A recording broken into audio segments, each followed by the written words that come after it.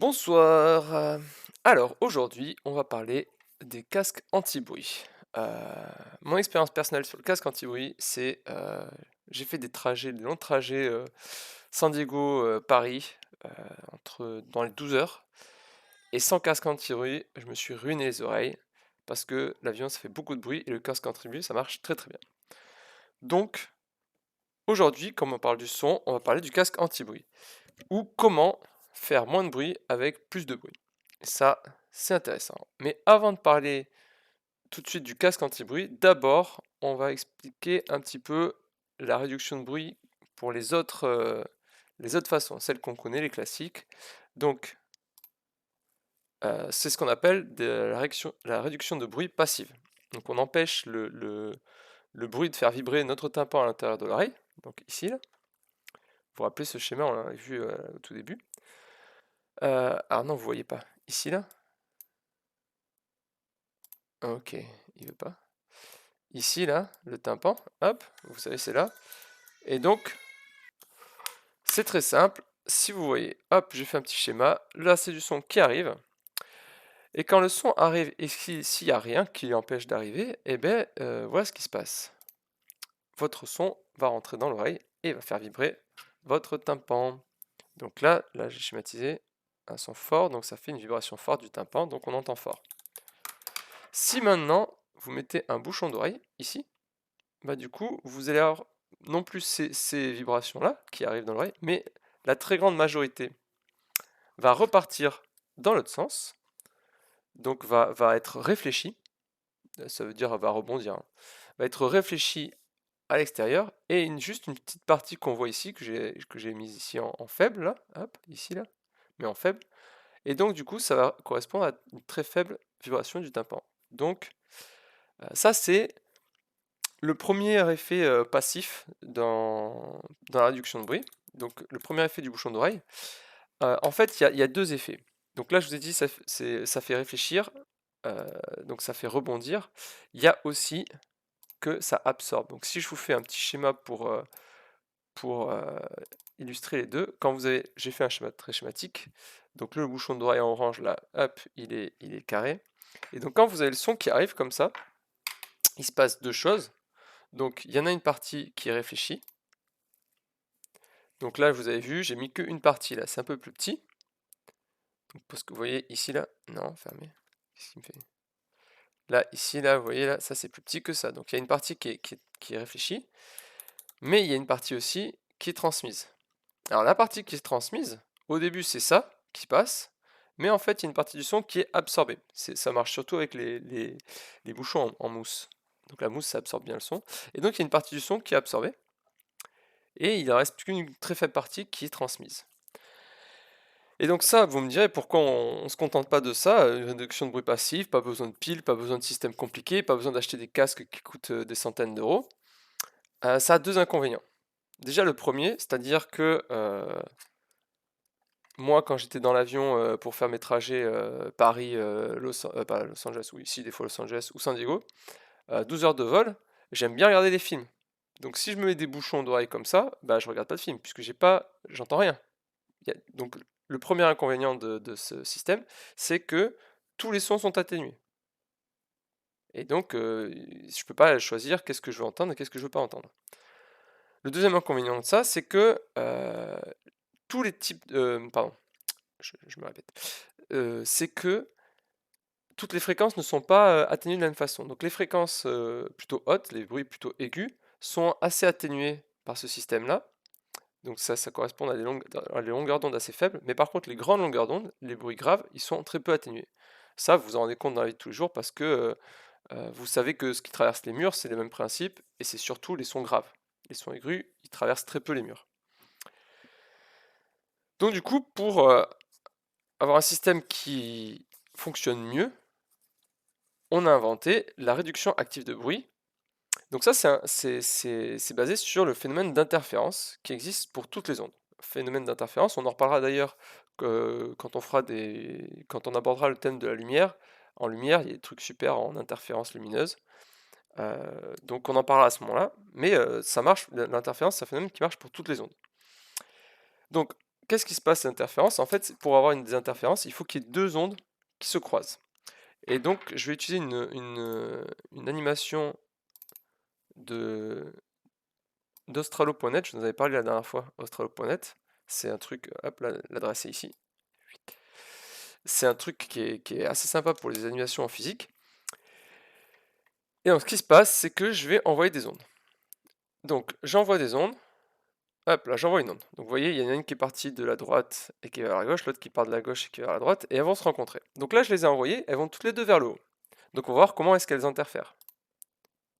Donc là, je vais aller petit à petit, vous voyez, les ondes se rencontrent, et quand elles se rencontrent, ça donne à un moment une onde plus grande.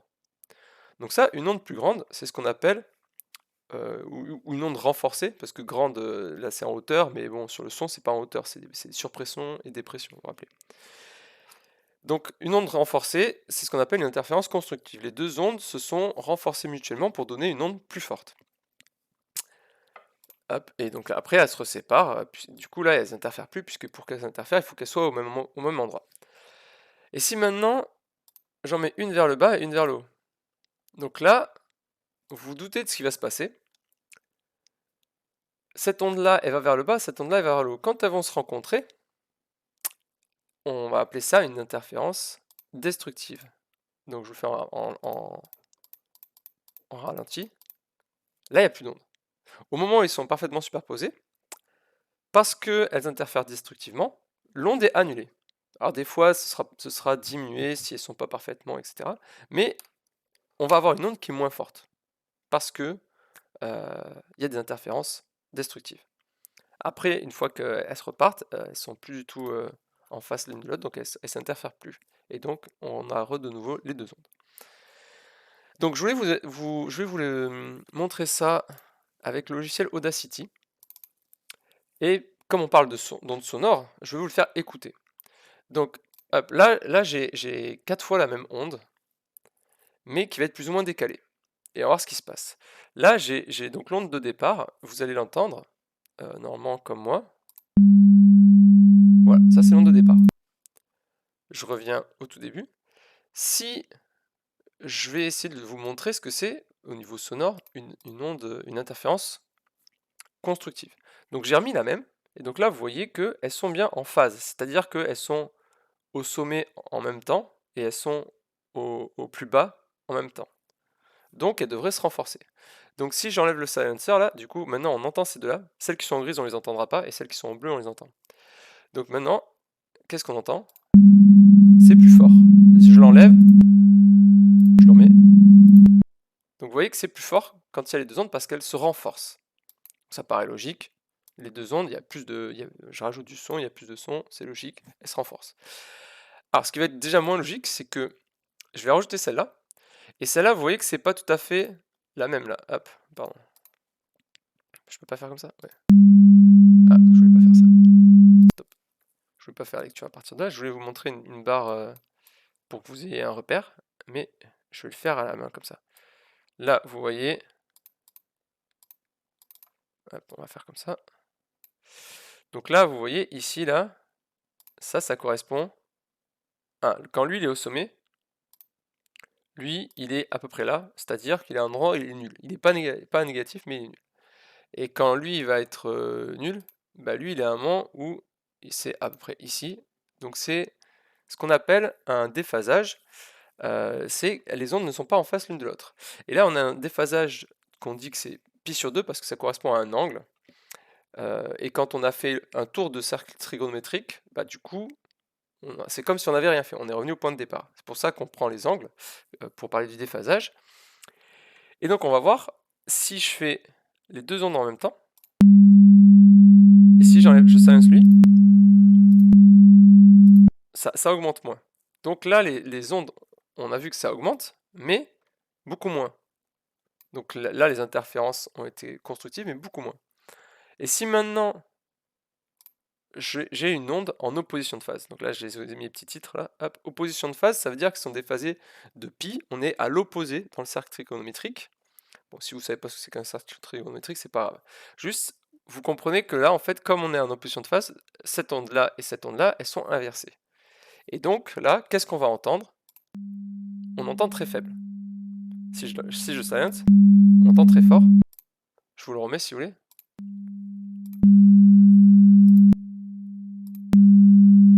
Donc vous voyez bien que quand il y a les deux ondes ensemble, on a une onde qui est pas annulée. J'aurais pu, mais je voulais quand même qu'on entende un tout petit peu pour que vous compreniez. Elle n'est pas annulée, mais elle est très diminuée. Donc c'est ça le principe du casque à réduction de bruit active, c'est de réussir à envoyer une onde opposée à celle dont on veut pas, et comme ça va la détruire. Et c'est pour ça que je vous ai dit au début que on avait un... Ah, j'ai pas le chat là, pourquoi j'ai pas le chat? Hop, parlez-moi dans le chat si vous voulez. Ça y est, je l'ai pris. Euh, que avec plus de bruit, on fait moins de bruit en fait. Parce que là je vous ai diminué le bruit. Hop. Là, je diminue le bruit.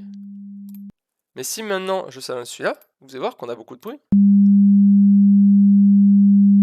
Cette onde-là que j'ai mise, la dernière, elle fait autant de bruit que la première. C'est juste que quand elles sont ensemble, elles s'atténuent, elles font des interférences destructives, et donc là on a moins de bruit. Donc ok. C'est bon, j'ai dit tout ce que je voulais dire. Hop, sur ça. Ensuite, au niveau du casque anti-bruit, comment ça se traduit tout ça? Donc, je vous ai pris un petit schéma de casque anti-bruit déjà, truc que j'ai trouvé sur internet, et puis après j'en avais fait un. Donc ça c'est juste le truc de base, le casque anti-bruit ici, là. Et donc vous avez du bruit externe qui va se rajouter, et donc vous avez des micros à l'intérieur et un circuit électrique, et du coup vous allez avoir un bruit en plus dans le signal. Alors, du coup, hop, je vous le montre avec mon schéma à moi. J'espère que vous avez bien aimé. Hop, il est où? Il est là. Donc, le casque anti-bruit il est là. Là vous avez votre oreille. Hop, ça je voulais pas le voir. Et donc, maintenant qu'est-ce qui se passe? Donc vous avez un bruit. Donc, suivez-moi bien. Hop, suivez mon regard. Je vais vous guider. Donc ça là, ici là, ça c'est l'onde, c'est le bruit qui arrive sur votre casque. C'est un bruit dont vous voulez pas. C'est un bruit dont vous voulez pas. Et en même temps, vous avez du coup du bruit que vous voulez. C'est le bruit vert ça. Ça c'est le bruit que vous voulez. Qui arrive dans votre oreille. Et du coup, vous voyez, alors, ok, ici, ça c'est très fort.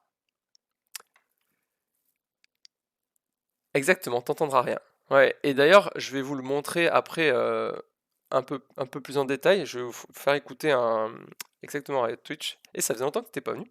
Bienvenue. Donc Riot Twitch demande quand on écoute une musique, si on passe la même musique en opposition de phase, on n'entendra rien. Effectivement, alors on va voir après à la fin que c'est pas si facile que ça.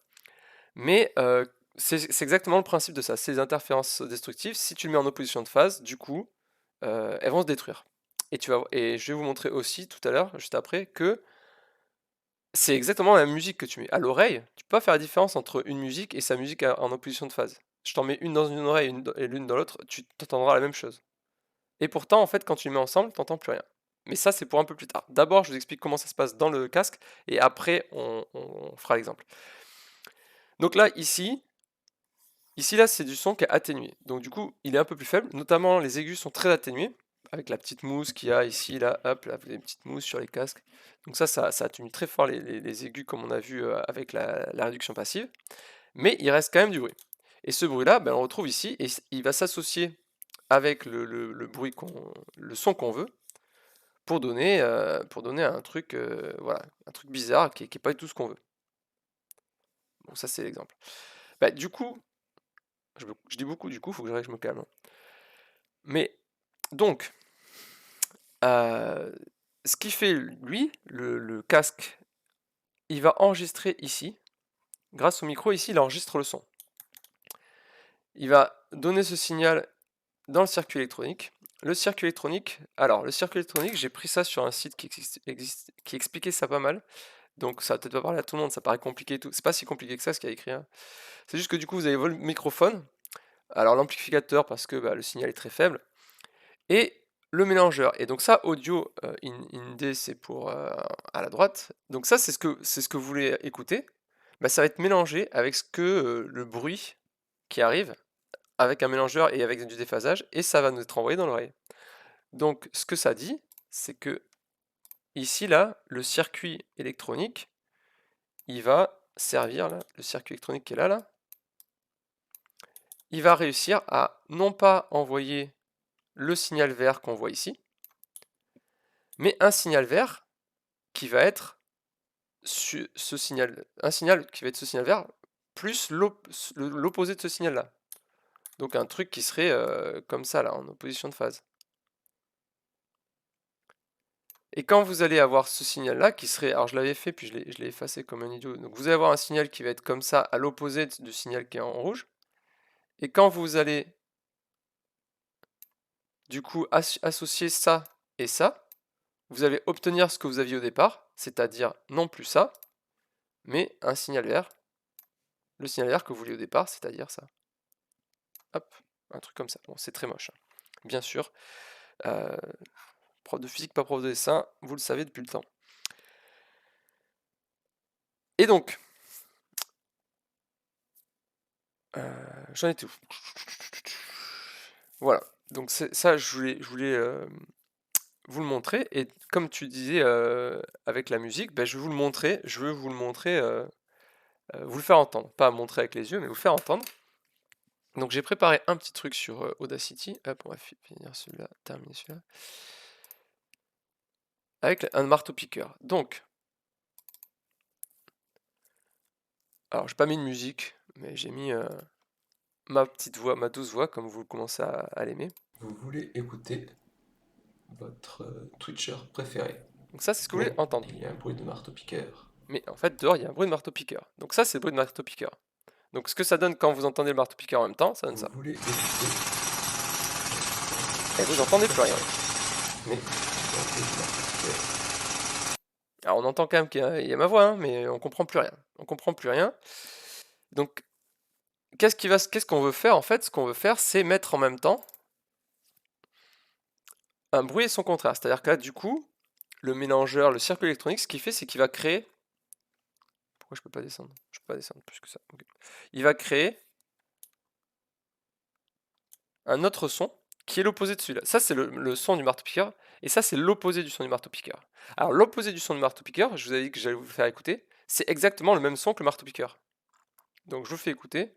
Alors, juste lui, par contre, je voulais faire juste lui. Hop. Pourquoi il est aussi grand, lui? Donc ça c'est le même son que le marteau-piqueur. Ouais, d'accord. Si je vous fais écouter ça ou ça, on est d'accord que c'est pareil, hein, on entend la même chose. Et en fait, quand je mets les deux ensemble, et du coup ma voix, hop, et là je suis plus au centre, hop. Si je suis au centre, non, voilà. Eh ben, on écoute. Vous voulez écouter votre Twitcher préféré. Alors, Mais il y a un bruit de marteau-piqueur. j'ai pas triché. Il y a effectivement le marteau-piqueur qui sort là, hein. Là, le marteau-piqueur, il est en bleu. Le bruit sort. Je suis pas en train de tricher. C'est juste que l'autre bruit est effectivement en opposition de phase.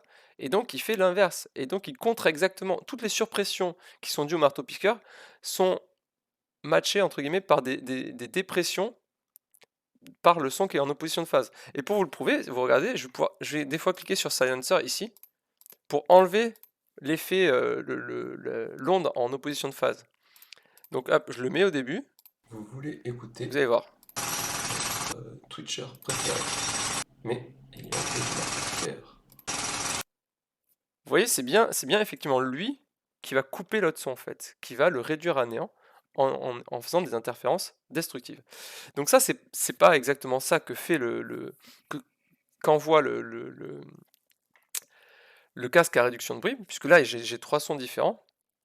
Donc lui, ce qui fait le casque à réduction de bruit, il mesure ça et il va du coup en déduire qu'il faut qu'il crée ça. Donc à la fin, lui, il fait l'association de ça et de ça. Les deux en même temps. Ce son-là, le son qu'il veut envoyer, et le son, pardon, pas celui-là, et le son qui est l'opposition de phase du bruit parasite. Donc je vous l'ai mis dans ce truc-là. Hop. Donc je l'ai déjà préparé parce que c'est un peu de temps un peu fastidieux. Donc là, c'est plus long parce que juste c'est pas zoomé pareil, hein, c'est pareil. Donc là, j'ai associé. Là, c'est ce que envoie le haut-parleur du casque anti-bruit, c'est-à-dire le son qu'il veut que vous entendiez, et aussi l'opposition de phase du son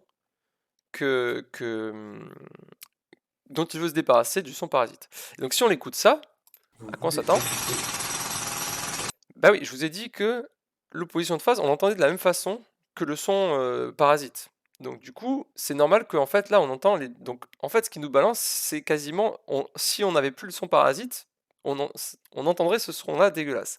Donc maintenant je vais vous rajouter. Hop. Donc ça c'est le marteau-piqueur seul. Je vais le rajouter ici. Donc là, il y a le son qu'envoie le casque à réduction de bruit et le son du marteau-piqueur, le son parasite. Donc on commence là, on écoute, hop, c'est parti. Vous voulez écouter votre Twitcher préféré. Voilà ce que vous Mais entendez. il y a un bruit de marteau-piqueur.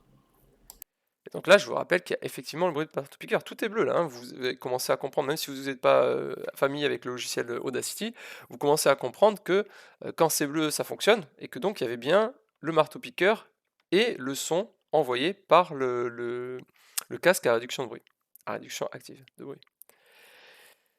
Donc ça, bon, alors là, forcément, ça marche idéalement bien. Et vous allez me dire, non mais bon, arrête de déconner, c'est pas aussi parfait que ça. C'est pas, non, bien sûr que c'est pas aussi parfait que ça.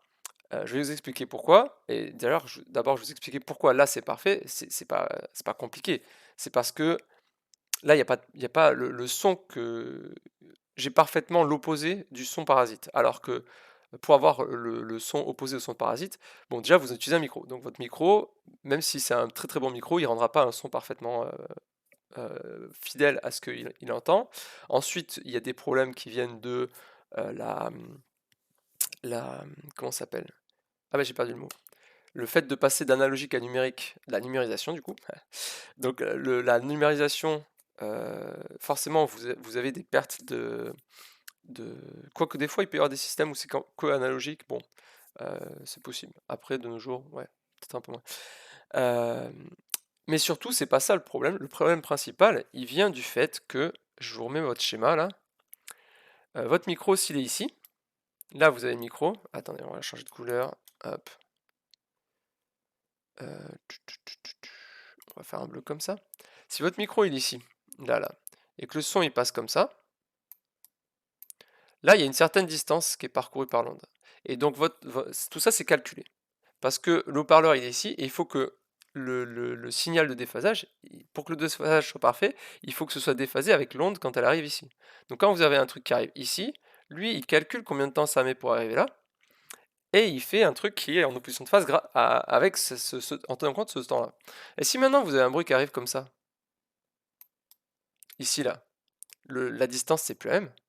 Si la distance c'est plus la même, le temps de parcours c'est plus le même. Il est un petit peu différent. Alors pas forcément beaucoup, mais un petit peu. Et donc du coup, parce que là vous avez le temps entre ici et ici, hop, le temps entre ici et ici, hop, c'est pas le même. Donc du coup, ce qui se passe, c'est que si vous n'avez pas le même temps de parcours, le déphasage, et lui il le sait pas, le déphasage il va pas être parfait. Et plus cette différence va être importante, plus votre fréquence, votre son va être moins bien atténué.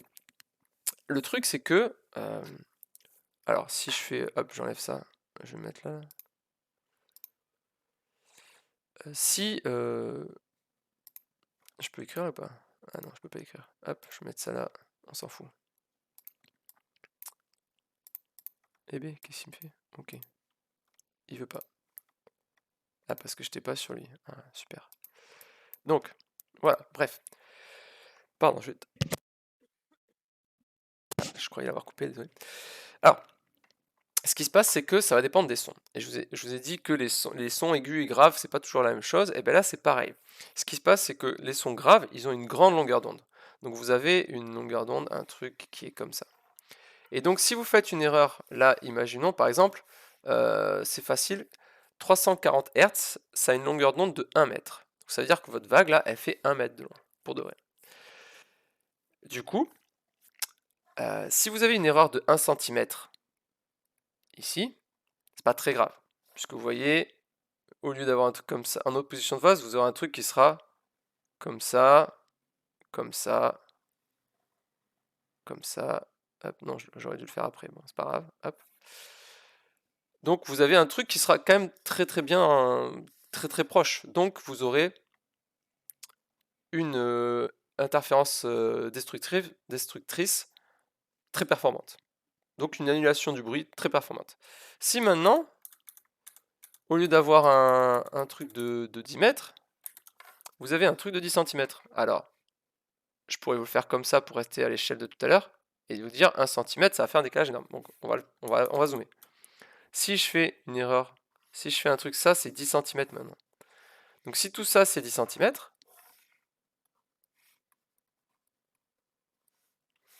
bah, quand je prends ça, hop, je prends le même là, et je lui dis, hop, tu te décales de 10 cm. Mince, qu'est-ce que j'ai fait? Je ne peux pas faire ça. 10 cm, ça va faire ça. 1 cm, pardon. 1 cm, ça va faire ça. 1/10. Et après, je veux le faire en... Comment je fais ça? Hop. Voilà. Donc là, maintenant, là, hop. Ces deux ondes, là, il faut en faire la moyenne. Donc là, ça a moins bien marché. Ouais, j'ai fait un dessin pourri, et donc du coup, on ne voit pas très bien. Mais si vous êtes décalé de 10 cm, là, vous allez voir, voilà, que ça va déjà commencer à moins bien marcher. Vous allez avoir une onde qui reste. D'ailleurs, je pourrais plus vous le faire sur Audacity. Mais... Hop, hop, hop. Vous allez voir que là, il y a un moment, là, il reste quelque chose. Là. Ça, c'est pas nul, ça. Ça s'oppose pas entièrement. Là, lui, il est très grand, et on lui enlève ça. On lui enlève pas beaucoup. Là, les deux, là, vous voyez, les deux, ils s'additionnent. Là. Donc là, on a un truc qui va être très grand. Donc, sur des longueurs d'onde petites, et imaginez même pas, si vous avez une longueur d'onde de 1 cm et que vous faites une erreur de 1 cm, ou de 2 cm, etc., vous avez un truc complètement random. Donc, pour les hautes fréquences, vous pouvez pas utiliser la réduction active de bruit, parce que il y a ce problème dans le casque, tous les chemins, le son ne vient pas forcément toujours du même chemin, pas parfaitement, et donc du coup, suivant d'où vient le bruit, vous ne serez pas parfaitement aligné, et donc vous ne pouvez pas faire de la réduction de bruit. Surtout que si vous voulez faire des interférences destructives, mais que comme c'est pas bien aligné, vous mettez à faire des interférences constructives, vous allez avoir un son qui vient très très fort, et vous tuez les oreilles. Donc vous voulez surtout pas ça. Vous voulez surtout pas ça. Donc les casques qui sont conçus pour faire de la réduction de bruit active que sur des fréquences où ça marche bien. Et donc je vous ai sorti un petit schéma, un petit diagramme là. Donc ça c'est pour une fenêtre, parce que ça marche aussi pour les fenêtres. Ils font ça pour les fenêtres maintenant. J'ai découvert ça en faisant l'émission. Mais c'est le même principe. Hop, on va réduire un petit peu. Donc là ça c'est la réduction active, et après ça c'est la passive. Et vous voyez que ça c'est les fréquences. Et donc c'est pour les fréquences, les basses fréquences, que vous avez une réduction active. Et après ça chute parce que ça marche plus très bien. Et c'est la réduction passive que je vous ai dit est plus performante pour les hautes fréquences, qui va prendre le relais. Alors celui-là on n'a pas de chiffre. Mais du coup j'en avais d'autres. Hop. Non, c'est pas ça. Il y en a d'autres un peu plus précis là. Donc vous voyez, 340 Hz, je vous avais dit, ça marche très bien, puisque du coup on est à 1 mètre de longueur d'onde. Mais dès qu'on est à des trucs plus grands en fréquence, donc plus petits en longueur d'onde, ça marche plus. Bon voilà, c'était la petite émission sur le casque à réduction de bruit.